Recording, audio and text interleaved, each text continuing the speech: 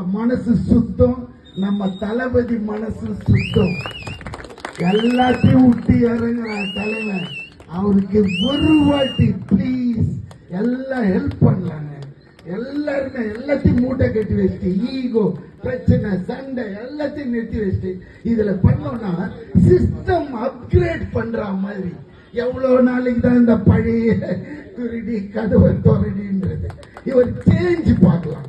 இதே ஊரு நான் வந்துட்டே இருக்கேன். போன ஒரு 3 மாசம் முன்னாடி கூட நம்ம சரவணா ஸ்டோர் அண்ணாச்சி படத்துக்காக 10 நாள் இங்க வந்து தங்கி இருந்தேன்.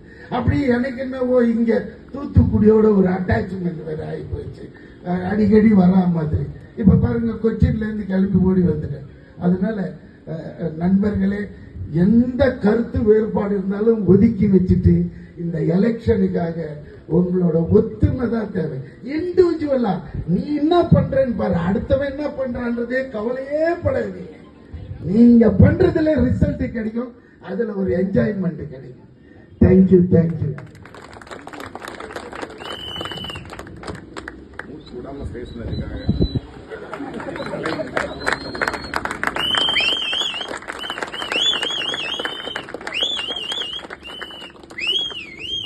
எவ்வளவு உணர்வோட இருந்தாருன்னா கொஞ்சம் கூட கெஸ் கூட வாங்காம பேசினாரு பாத்தீங்களா?